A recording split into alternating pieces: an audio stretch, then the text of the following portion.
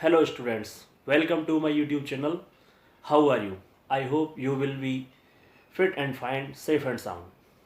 तो आज की इस वीडियो में हमारा नया टॉपिक है किस सब्जेक्ट के साथ कौन सी वर्ब का प्रयोग करें। उसको पढ़ने के लिए सबसे पहले हमको ये पता होना चाहिए कि हमारे सब्जेक्ट को हम कितनी कैटेगरीज में बांट सकते हैं। ठीक है, तो यहाँ पर देखिए स्टूडेंट्स, मैंने सब्जेक्ट के दो प्रकार बताए हैं मोटे मोटे। तो पहला जो प्रकार है वो है सब्जेक्ट पर्सन के आधार पर। ठीक है, यहाँ पर लिखा है मैंने सब्जेक्ट, एक तो हम पढ़ेंगे पर्सन के आधार पर, और दूसरा है वचन यानी नंबर के आधार पर। नंबर का एक दूसरा अर्थ भी होता है संख्याएं। ठीक है, इसका मतलब क्या होता है? संख्या, यानी सब्जेक्ट संख्याओं में, गिनती में, काउंट करने में कितनी होती है। ठीक है, तो ये हमारा दूसरा एक मोटा मोटा वर्गीकरण है, डिवाइडेशन करेंगे।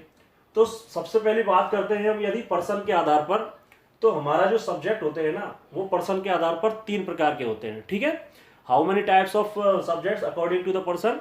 There are 3 types of person, जिसमें है पहला हमारा फर्स्ट पर्सन, सेकंड पर्सन और थर्ड पर्सन। फर्स्ट पर्सन में हमारे दो सब्जेक्ट आते हैं। स्टूडेंट ध्यान से देखना, बहुत ही इंपॉर्टेंट चैप्टर है, और एक बार यदि क्लियर हो गया तो इसके बाद आप जीवन भर नहीं भूलोगे। मैं एक ऐसी ट्रिक बताऊंगा इसके लास्ट में, आप जिंदगी भर नहीं भूलोगे कि किस सब्जेक्ट के साथ में कौन सी हेल्पिंग वर्ब या वर्ब लगानी है। मेरा दावा है, 100% मैं चैलेंज करके कहता हूं कि आप कभी नहीं भूल सकते यदि आपने इस वीडियो को सीरियसली देख लिया तो फर्स्ट पर्सन में हमारे दो सब्जेक्ट आते हैं।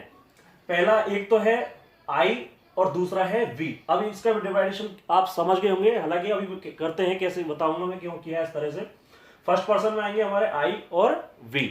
ठीक है, फर्स्ट पर्सन का मतलब होता है वह लोग जो खुद बात को कहते हैं, यानी बात की शुरुआत करते हैं। जैसे मैं आपको वीडियो में पढ़ा रहा हूं तो मैं फर्स्ट पर्सन हूं। ठीक है, और आप पढ़ रहे हो तो आप क्या हो? Second person. यानी जब दो व्यक्ति होते हैं, पहला व्यक्ति और एक दूसरा व्यक्ति। ठीक है, ध्यान से समझना, इसके मुंह से कोई बात निकली, ठीक है, तो ये हो गया फर्स्ट पर्सन, और इसने सीधी सी बात इसको सुनाई, ये इसकी बात सुन रहा है, ये हो गया सेकंड पर्सन। यानी दोनों में आमने सामने का कॉम्बिनेशन होता है। अगर ये व्यक्ति इस व्यक्ति के बारे में बात करता है किसी अलग के बारे में, तो वो होता है हमारा थर्ड पर्सन। ठीक है, तो इसलिए फर्स्ट पर्सन में आई और वी को रखा गया है। एक व्यक्ति होता है तो वो आई होता है, और 4-5 लोग यानी एक से ज्यादा जब बात कर रहे हैं सामने वालों को सुनाते हैं तो वो वी होते हैं। ठीक है, वो बहुवचन का रूप है। सेकंड पर्सन में जो दूसरा व्यक्ति जो सामने वाला होता है बात सुनता है। अब वो सामने चाहे एक है, चाहे एक से ज्यादा है, 10 है, 20 है, 50 है, कितने भी है, सेकंड पर्सन हमेशा एक ही नाम दिया गया है इंग्लिश में, यू। चाहे वो सिंगुलर रख ले उसको, चाहे प्लूरल में रख ले, वो हमेशा यू रहता है सेकंड पर्सन में। इसके बाद में बात करते हैं थर्ड पर्सन की। तो थर्ड पर्सन में हमारे आते हैं ही, शी, इट, दिस, दैट, या कोई एक व्यक्ति का नेम। आई होप आपको दिख रहा होगा, वन नेम, लास्ट में है वन नेम यानी एक नाम। ठीक है, मैं रख देता हूं एक नाम।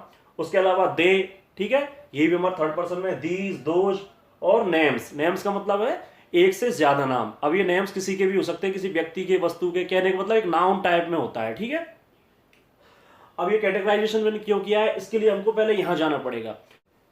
अब बात करते हैं स्टूडेंट्स हमारे वचन के आधार पर सब्जेक्टों के प्रकार। वचन के आधार पर यानी कि हमारे नंबर के आधार पर दो प्रकार के सब्जेक्ट होते हैं। एक तो होते हैं सिंगुलर और एक होते हैं प्लूरल। एक तो होते हैं सिंगुलर और एक होते हैं प्लूरल। सिंगुलर वो होते हैं जो संख्याओं में एक होते हैं। सिंगुलर सब्जेक्ट कौन से होंगे? जो संख्याओं में एक होंगे। और प्लूरल मतलब जो संख्याओं में एक से ज्यादा होंगे। ठीक है, जैसे ही, शी, इट, नेम, किसी का भी नेम, मान जो राहुल है। ठीक है, तो ये हमारे सिंगुलर सब्जेक्ट हो गए। दिस, दैट, ये भी हमारे सिंगुलर सब्जेक्ट हो गए। पास के लिए दिस यूज करते हैं, दैट, दूर के लिए दैट यूज करते हैं। अब प्लूरल सब्जेक्ट कौन से होते हैं हमारे? दे, ठीक है, यानी वे। ही और सी का बहुवचन ही होता है दे। ही और सी का बहुवचन दे होता है। ठीक है, इसके अलावा नेम्स जैसे राहुल एंड सुरेश, राम एंड श्याम, ये हमारे क्या हो गए? प्लूरल सब्जेक्ट हो गए। इसके अलावा दिस का बहुवचन क्या हो जाएगा? दीज, पास के लिए, और दैट का बहुवचन क्या हो जाएगा? दोज, ये दूर के लिए। बात वो है कि ये दीज और दोज ये बहुवचन में है, और दिस दैट ये एक वचन में है। ठीक है, तो ये हमारे जो सब्जेक्ट को हमने डिवाइडेशन किया है ये वचन के आधार पर किया है। इससे पहले यहां किया था ये हमने पर्सन के आधार पर किया था। आगे बढ़ते हैं तो देखिए बच्चों को जो चीज यहां पर है वही यहां पर है, लेकिन मैंने अलग अलग क्यों किया? क्योंकि हमको पहले इनका 2 बार डिवाइडेशन करना था। अब हम क्या करते हैं कि इन्हीं चीजों को उठा करके यहां ले आते हैं, क्योंकि हमारे जो पर्सन होते हैं वो भी तो हम सिंगुलर और प्लूरल में उनको काउंट कर सकते हैं। यहां देखिए मैंने आई को सबसे नीचे रखा है, आई को क्या रखा है सबसे नीचे, इनमें कहीं भी नहीं रखा। पर्सन में तो मैंने आई को रख दिया था, लेकिन जब वचन के आधार पर बात की जा रही है तो मैंने आई को बिल्कुल अलग रख दिया। इसका रीजन ये है कि आई को हम कुछ टेंसों में हम सिंगुलर के रूप में भी मानते हैं और कुछ टेंस में इसको प्लूरल के रूप में भी मानते हैं। वैसे एक्चुअल बात ये होती है कि आई जो होता है वो वास्तव में सिंगुलर सब्जेक्ट ही होता है, ठीक है। लेकिन क्योंकि हमको कई बार उसके साथ प्लूरल की वर्ब या हेल्पिंग वर्ब लगानी पड़ती है, तो उसको कुछ लोग कहते हैं कि वो प्लूरल में होता है, होता तो वो सिंगुलर में ही है, लेकिन मैंने यहाँ पर दोनों में रखा है उसको, ठीक है। आगे इसको बात करेंगे कि इसके साथ क्या कौन सी हेल्पिंग वर्ब और वर्ब आएगी। अब जो चीज यहाँ है वही यहाँ है। अब अपन क्या करते हैं कि इन सारी चीजों को उठा करके यहाँ रख देते हैं, ठीक है। इनको उठा करके यहाँ रखा, तो ये भी क्या, इनको भी फिर हमने एक ही जगह पर एक ही टेबल में इनका सब्जेक्ट, इन सब्जेक्टों को वचन के और पर्सन के आधार पर रखते हैं। एस, एस का मतलब सिंगुलर और पी का मतलब प्लूरल। अब आप देखिए फर्स्ट पर्सन में हमारे दो सब्जेक्ट हो गए आई और वी। आई वास्तव में सिंगुलर है और वी फिर इसका क्या हो जाता है प्लूरल। एक तो होता है मैं, ठीक है, अकेला व्यक्ति जब सामने वाले से बात करता है तो वो मैं होता है, मैं आपसे कर रहा हूं तो मैं। मान चलो यहाँ हम 2 टीचर है या 3 है पढ़ाने वाले, ठीक है, तो वी आर टीचिंग यू, इस तरह से करेंगे तो वो प्लूरल में हो जाएगा। सेकंड पर्सन में हमारा यू होता है, चाहे सिंगुलर में यूज करें उसको चाहे प्लूरल में यूज करें, सेकंड पर्सन एक ही होता है, यू होता है, ठीक है। और थर्ड पर्सन में ये सारे हो गए ही, लेकिन अब सिंगुलर की बात की जाए तो कौन कौन से हो गए, ही, सी, इट, दिस, दैट या वन नेम, जो इधर है वही है, ठीक है। और थर्ड पर्सन में हमारे प्लूरल कौन से हो गए, दे। ध्यान रखना ही और शी का बहुवचन ही दे होता है, ठीक है। इसके अलावा दीज, दैट, दीज, दोज और वन से ज्यादा name, names more than one, ठीक है। तो ये हमारे प्लूरल हो गए, ठीक है। तो ये तो हो गए हमारे first person singular, second person singular और थर्ड पर्सन सिंगुलर। इधर ये वाले हैं हमारे first person plural, second person plural और थर्ड पर्सन प्लूरल।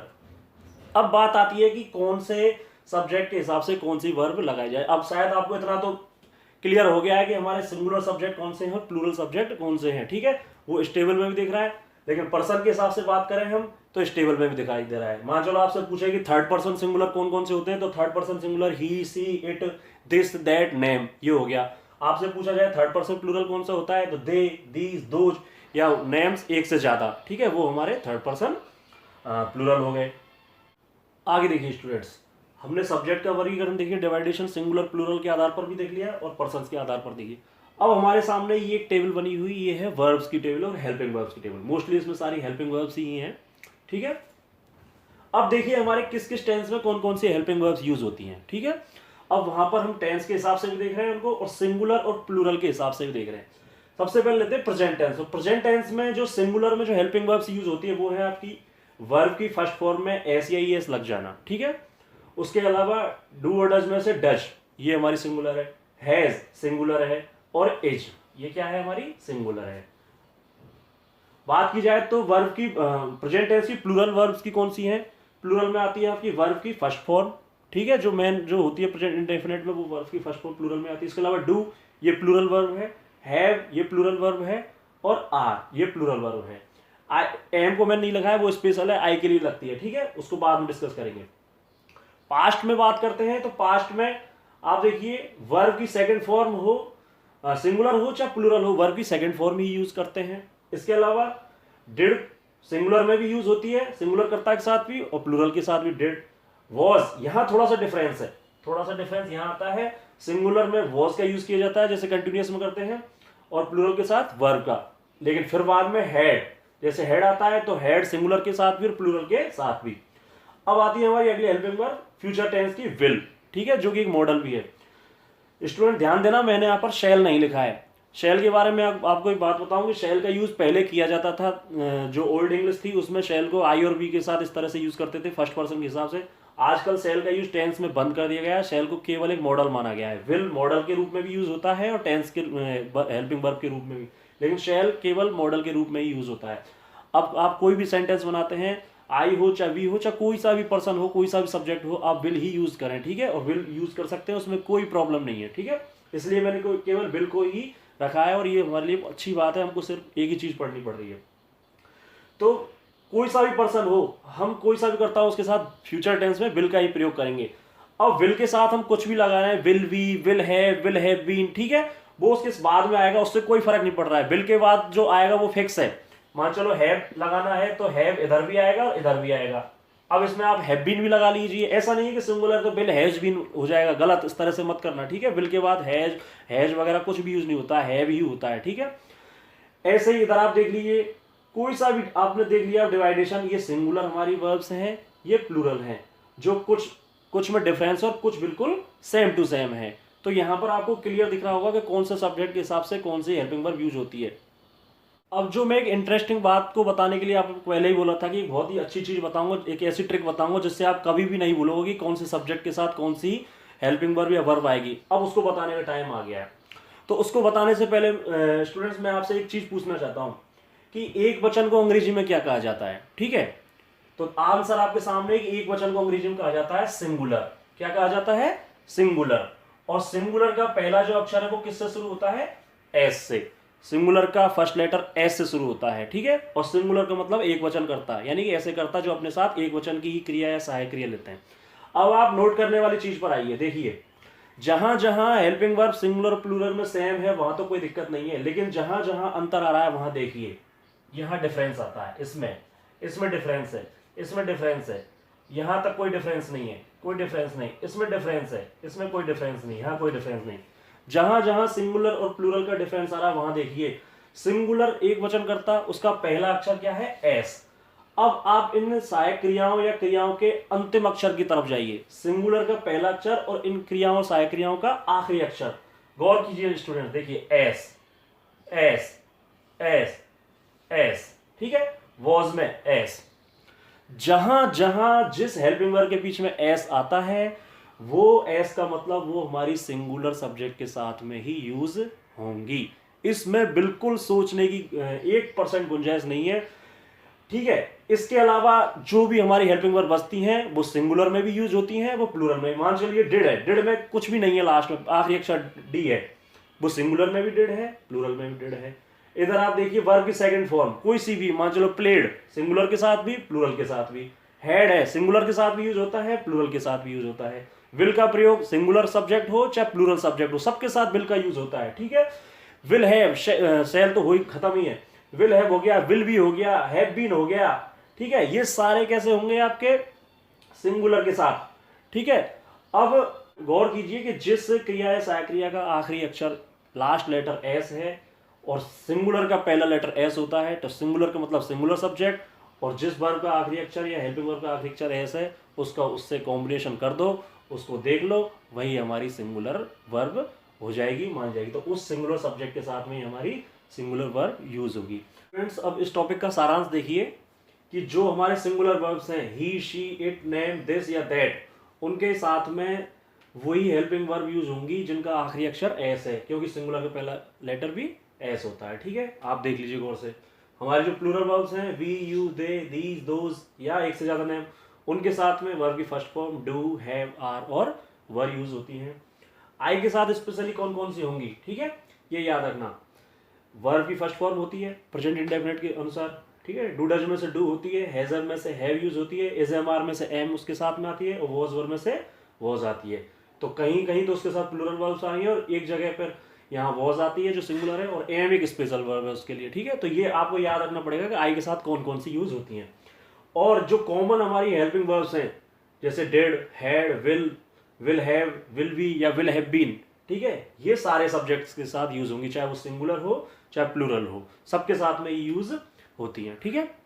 तो ये हमारे टॉपिक का जो है समरी है। आई होप कि आपको ये वीडियो पसंद आया होगा, अच्छी तरह से आपको समझ में आया होगा और इससे आपको निश्चित रूप से कोई ना कोई बेनिफिट हुआ होगा। अगर आपको लगता है कि ये जो वीडियो आज मैंने बनाई है आपके लिए बहुत ज़्यादा यूजफुल है तो स्टूडेंट्स उसको लाइक करें, अपने फ्रेंड्स के साथ शेयर करें, और हाँ, यदि आप चैनल पर पहली बार आए हैं तो मेरे चैनल को सब्सक्राइब जरूर करें।